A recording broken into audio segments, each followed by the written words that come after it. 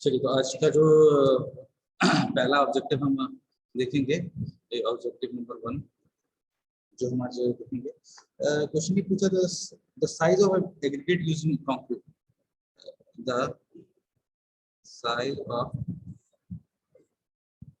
Aggregate used in concrete. Concrete में हम किस साइज का एग्रीगेट यूज करते हैं? तो मानिए 4 ऑप्शन है आपके, 10 से 20 mm,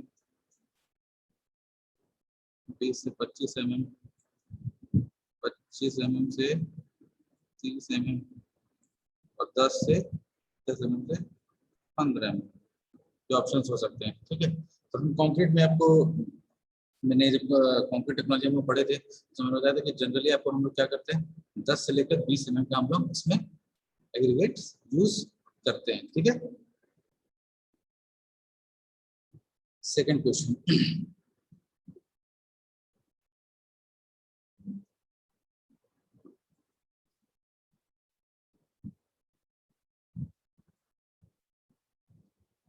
the pH value of water used in concrete should not less than, यानी 4 ऑप्शन है इसमें भी। ठीक है, 5, 6, 7, 8। पीएच वैल्यू वाटर में, कंक्रीट में जो हम लोग पीएच वैल्यू होती है वाटर की जो हम कंक्रीट में यूज करते हैं, ठीक है, उस 6 से कम होनी चाहिए, 6 से कम आपकी नहीं होनी चाहिए। ठीक, आप इसको जल्दी से नोट डाउन कर लीजिए, फिर हम आगे की तरफ बढ़ें।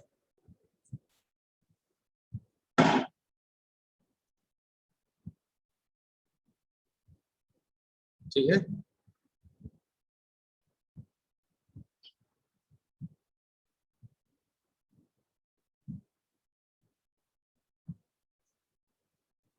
चलिए अगला क्वेश्चन, फैक्टर ऑफ सेफ्टी, ये पूछा जाता है बार बार, मैंने कई बार सर क्वेश्चन करा भी है। Factor of safety is the ratio of, किसके रेशियो को कहते हैं फैक्टर ऑफ सेफ्टी? तो किसको कहते हैं? Yield stress, yield stress upon working stress. मुझे याद आ रहा है कि एक न्यूमेरिकल एक आधा मैं लगवा चुका हूं को ऑब्जेक्टिव में।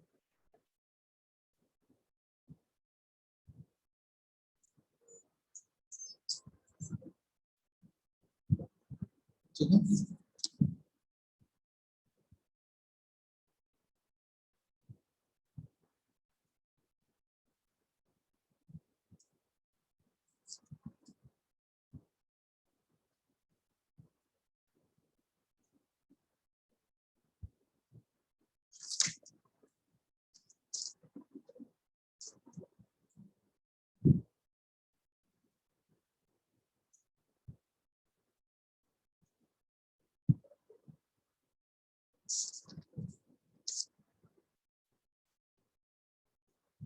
Modular ratio, modular ratio m बराबर क्या होता है? 280/3 सिग्मा सीबीसी। ठीक, ये भी पूछ लेता है फॉर्मूला कई बार। ठीक है,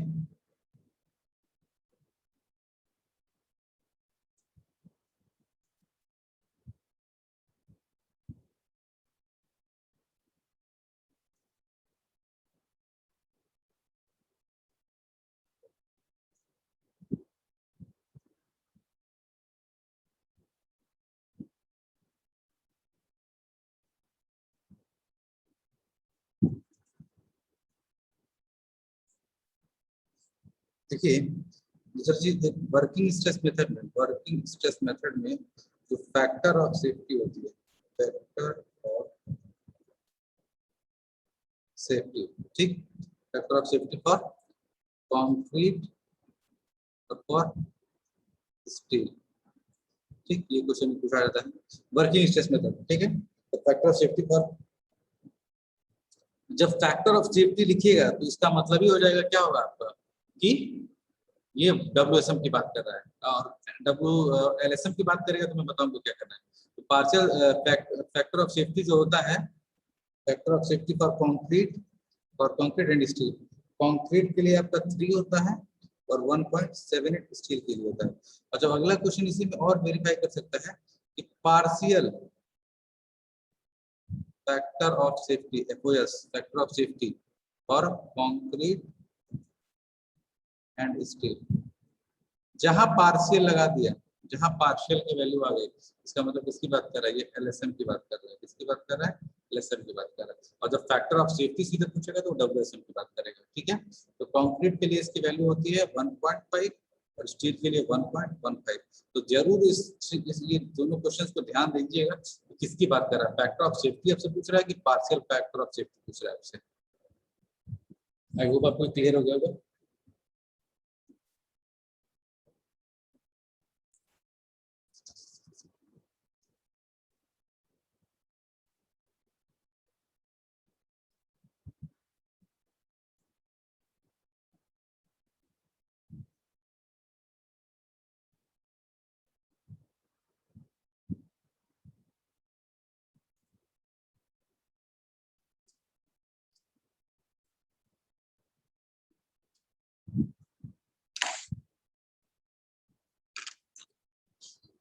आई होप आपने नोट डाउन कर लिया होगा।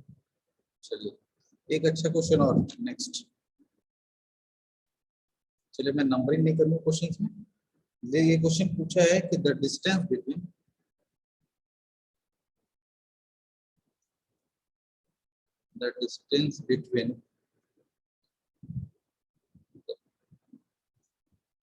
सेंटर ऑफ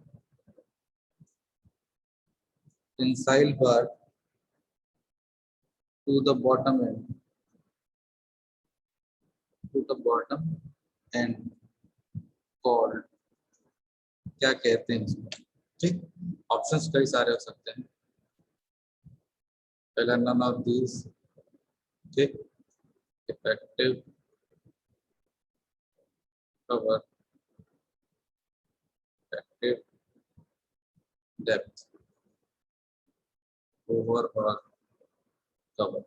ठीक है, क्वेश्चन को ध्यान से पढ़िए। बोला कि the distance between centre of tensile force. तो आपको मैं एक बार फिर से ये बना के बीम का केस में दिखा देता हूँ। ये बीम है हमारी, this is neutral axis, this is reinforcement.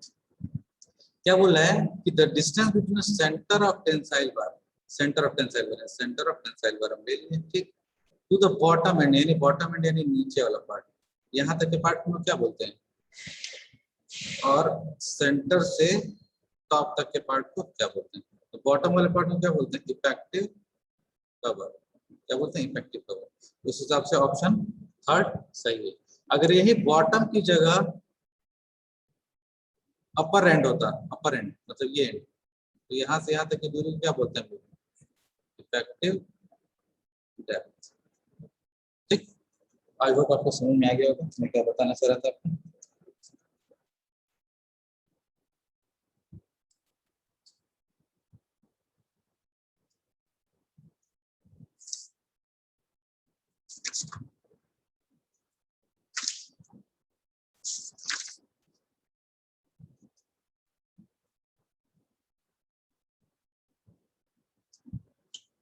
Hope आपने नोट डाउन कर लिया होगा। ठीक, next question, depth of neutral axis, depth of neutral axis depends, किस पे डिपेंड करता है। ठीक,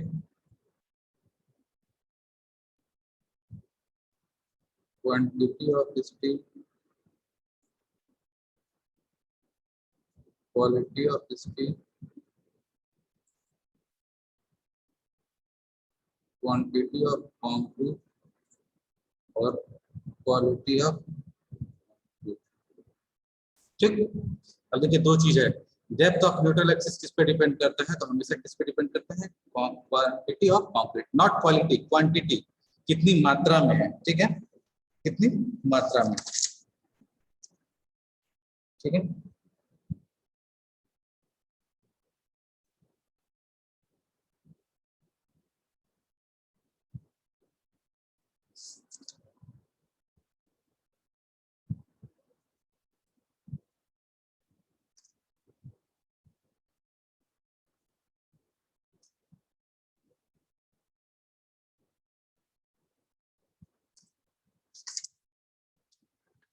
नोट डाउन कर लीजिए, फिर मैं आगे कर पढ़ते हैं। ठीक, चलिए अगला जो क्वेश्चन है क्या है, percentage of steel, percentage of steel in RCC beam calculated by, क्योंकि ये मैं आपको फॉर्मूले के टर्म में पढ़ा, कुछ भी पूछा जा सकता है एग्जाम में, ठीक है। परसेंटेज ऑफ स्टील कैसे निकालते हैं, परसेंटेज ऑफ स्टील कैसे निकालते हैं, जिसको पी बोलते हैं, क्या बोलते हैं, एएसटी अपॉन बीडी इनटू 100। कई सारे ऑप्शंस आ जाएंगे तो आपको पता होना चाहिए परसेंटेज ऑफ स्टील कैसे हम लोग निकालते हैं।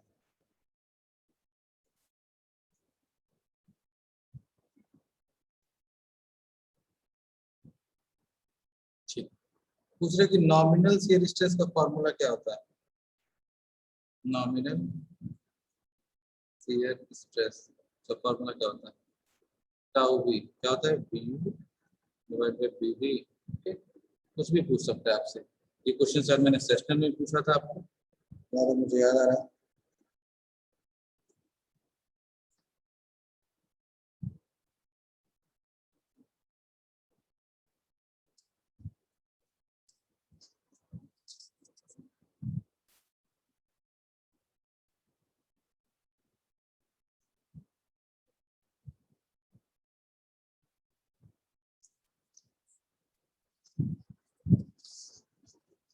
एक ऑब्जेक्टिव और है, कई सारे ऑब्जेक्टिव हैं जो हम इम्पोर्टेंट है, वो मैं आपको कराता जरूर।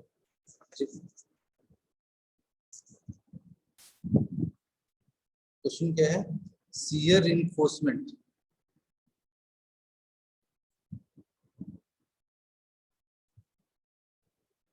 Shear enforcement in RCC is provided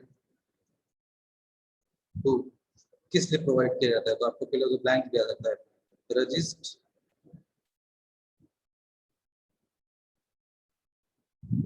diagonal tension, diagonal tension को रेशियो, ये आपको क्वेश्चन वेरी वेरी इंपॉर्टेंट है। क्वेश्चन कई बार पूछा जाता है कि शियर इन्फोर्समेंट क्यों प्रोवाइड करते हैं, तो resist diagonal tension, diagonal tension को रजिस्ट।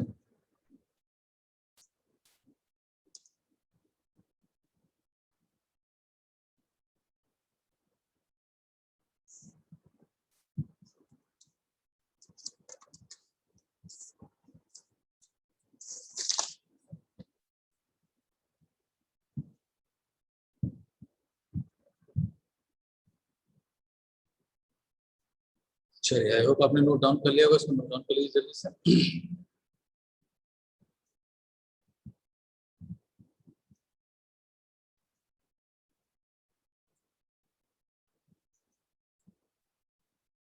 एक क्वेश्चन और बहुत इंपॉर्टेंट है, ये आपका उसका क्वेश्चन हो सकता है, क्या बोलते हैं कि आप इतने स्कूल में पढ़ा होगा लेकिन यहाँ भी आ सकता है, shear force, shear force near the support, near the support and centre of beam. ठीक, यानी शियर फोर्स सपोर्ट पर क्या होगा और सेंटर पे क्या होगा, तो सपोर्ट पे हमेशा क्या होता है, शियर फोर्स मैक्सिमम होता है और सेंटर पे मिनिमम होता है, तो इसको कई सारे ऑब्जेक्टिव के टर्म में पूछा जा सकता है। तो याद रखिए शियर फोर्स हमेशा सपोर्ट पे मैक्सिमम होगा और सेंटर पे मिनिमम होगा।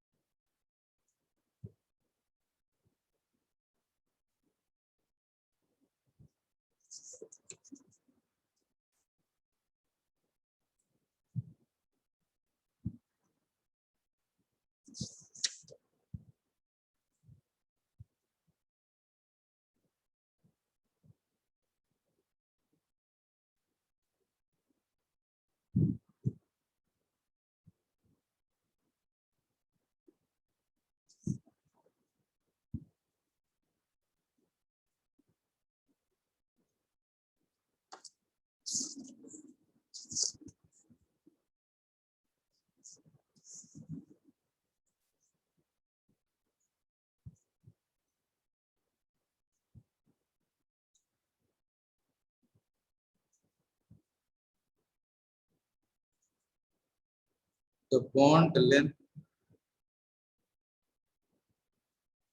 at any condition should not less than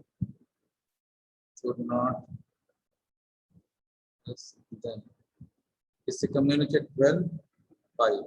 जो बॉन्ड लेंथ होती है किसी भी दशा में 12 पाई से कम नहीं होनी चाहिए।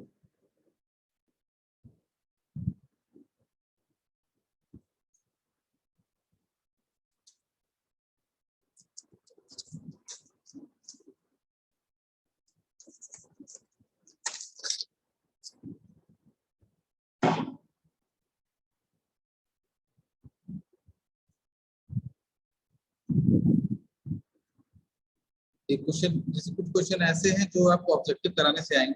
एक क्वेश्चन ये पूछा स्टैंडर्ड लेंथ ऑफ स्टील बर, एक स्टील बर की स्टैंडर्ड लेंथ कितनी होनी चाहिए? 12.89 मीटर। इंपॉर्टेंट क्वेश्चन है, कहीं आपसे इंटरव्यू में भी पूछा जा सकता है, इसको ध्यान रखें।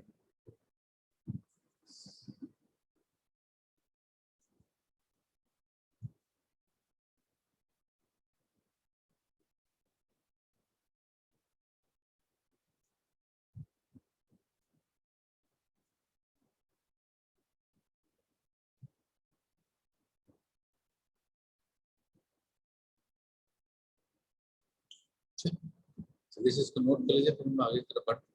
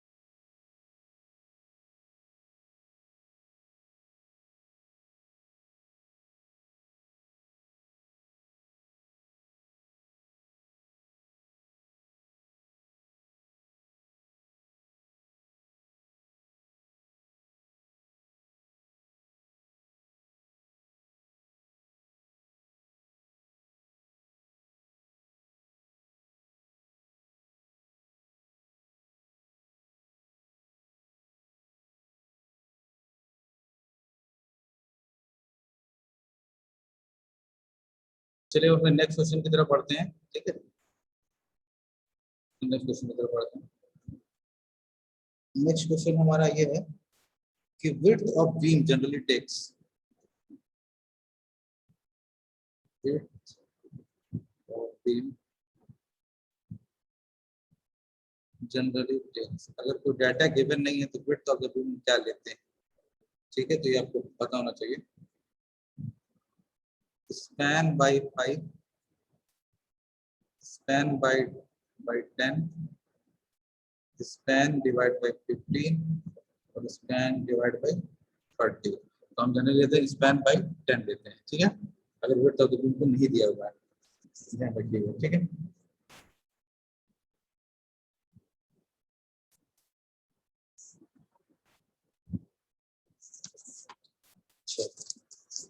मैंने आपको बार बार बताया था कि कुछ क्वेश्चंस हम लोग जब तक ऑब्जेक्टिव नहीं लगाएंगे क्लियर नहीं होगा हमको, चाहे कितना भी क्वेश्चन हम लोग लगा लें, ठीक है। अब जैसे the maximum deflection, the maximum deflection limit of beam due to all loads, या ड्यू टू ऑल लोड्स, ये दिमाग देने वाली बात है, ठीक है। तो ये अलग अलग स्पैन अपॉन 250, इसका आंसर है, ठीक है। The maximum deflection limit due to all loads, अगर ड्यू टू डेड लोड होगा तो ये वैल्यू चेंज हो जाएगी, ठीक है। ड्यू टू ऑल लोड्स के लिए क्या होता है, स्पैन अपॉन 250, याद रखिएगा।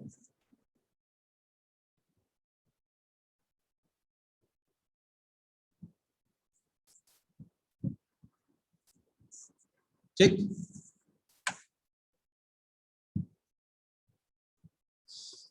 इसको जल्दी से नोट कर लीजिए जो मैं क्वेश्चन दे रहा हूँ। तो क्वेश्चन मैं आपको भेज भी दूंगा जो भी मैं करा रहा हूँ।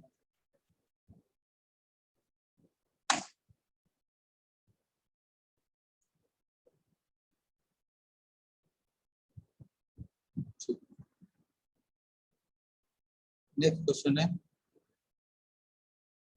For the lateral stability, lateral stability of simply supported beam, SS का मतलब क्या है, simply supported beam, slenderness limit, slenderness limit is, क्या होता है, दो वैल्यू होती है, कितनी होती है, एक होती है 60 बी और दूसरी होती है 250 बी स्क्वायर बाई डी, और वैल्यू कौन सी होती है, minimum of two, minimum of two. Question ये पूछा जाए for the lateral stability of simply supported web, slenderness limit क्या पूछा जाए, स्लेंडरनेस लिमिट क्या होता है, 60 बी और 250 डी स्क्वायर बाई डी, इसमें से जो मिनिमम वैल्यू होगी वो हम ले लेंगे, ठीक है।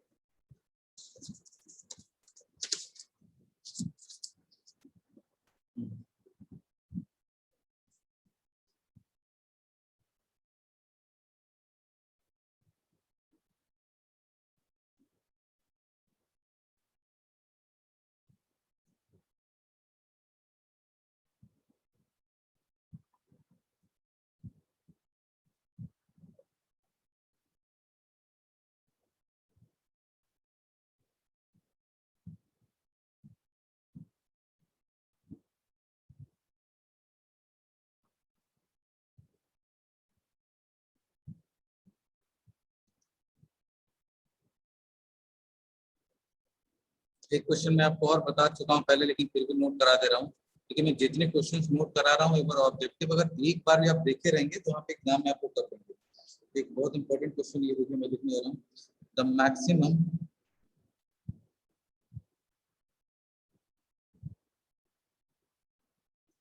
Maximum horizontal spacing between two parallel mean bar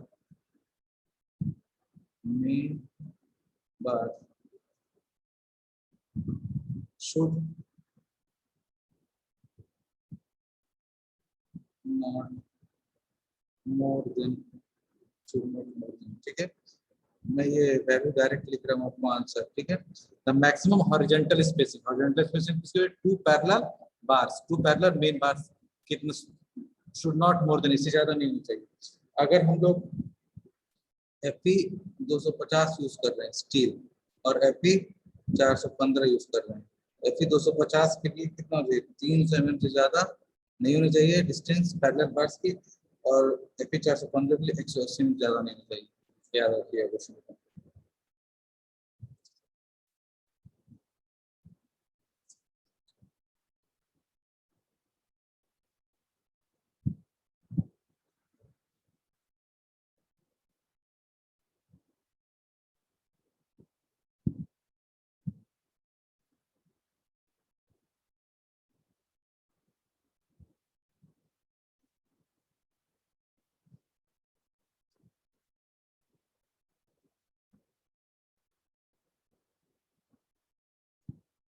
चलिए ये क्वेश्चन इंपॉर्टेंट और है ये ये आपका स्ट्रक्चर का क्वेश्चन है, लेकिन फिर भी यहाँ करा देते हैं।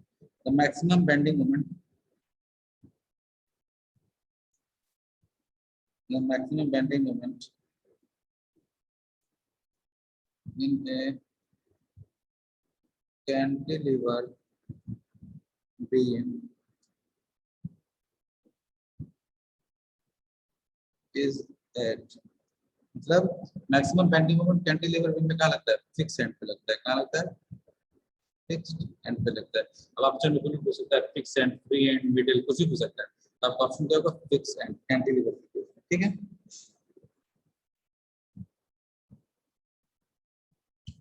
चलिए ये क्वेश्चन आई होप आपने नोट डाउन कर लिया, जल्दी नोट डाउन कर लीजिए उसको।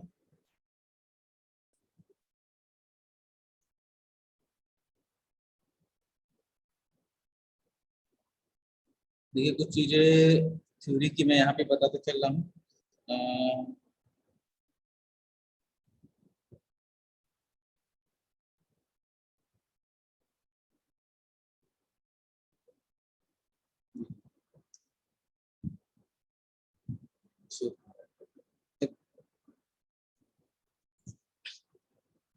अकॉर्डिंग टू IS 456-2000, ये मैं क्वेश्चन करा चुका हूँ, लेकिन फिर भी बता रहा हूँ।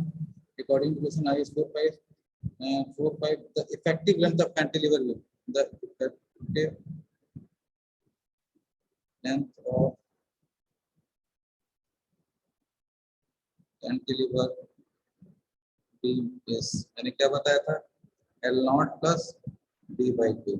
इसको लैंग्वेज में कैसे लिख सकते हैं, clear span plus effective depth, क्या लिख सकते हैं, clear span plus effective depth divide by 2, मैंने आपको बताया था, ठीक है। इससे मैं कैंसिल, सब मैं किसमें किसके बारे में बता रहा हूँ, कैंटिलीवर बीम के बारे में बता रहा हूँ। एक चीज और कैंटिलीवर के बारे में, जब कोई डाटा गिवन नहीं होता तो कहाँ से कहाँ तक लेते हैं, ये भी चीज बता रहा हूँ मैं आपको। Eight free and,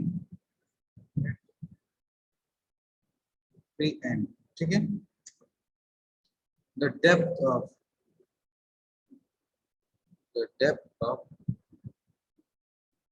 cantilever beam is kept. अगर आपको कोई डाटा गिवन नहीं है तो पूछ सकता है कि एट फ्री एंड पे डेप्थ ऑफ कैंटिलीवर कितना रखते हैं, जनरली कितना रखते हैं, 100 mm से लेकर 200 mm के बीच में, ठीक। चलिए ये फ्री एंड पे हो गया डेप्थ, ठीक है। और at the support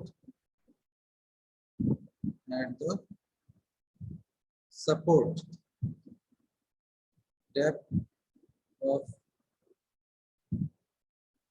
cantilever beam is kept, support पे कितना रखा जाता है, स्पैन बाय 4 से स्पैन बाय 6 तक, दिस इज द आंसर, ठीक।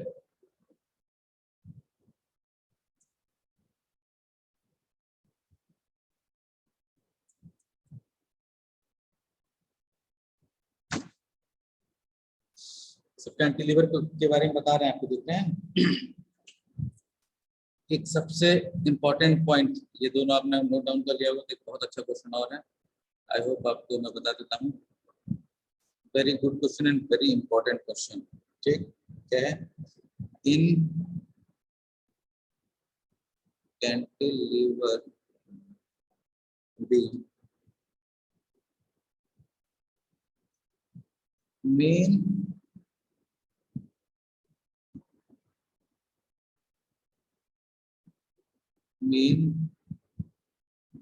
reinforcement is provided, कहाँ प्रोवाइड करते हैं? आंसर सीधे लिख रहा हूँ आपको। ठीक, above the neutral axis, above the neutral axis। और जनरली ये आंसर ही है, ठीक है, याद रखिए। कैंटिलीवर बीम में ऐसा होता है कि मेन रिइंफोर्समेंट हम कहाँ प्रोवाइड करते हैं? Above the neutral axis provide करते हैं। अब आगे सिंपली सपोर्टेड में कहाँ प्रोवाइड करते हैं? Below the neutral axis. ठीक, एक क्वेश्चन में और बन सकता है, इन कैंटिलीवर बीम में, छोटी छोटी चीजों को डिस्कस करता जा रहा हूँ। In cantilever beam compressive stress produced at cantilever beam में कंप्रेसिव स्ट्रेस कहाँ प्रोड्यूस होता है? Bottom of the beam, bottom of, ये आंसर है इसका।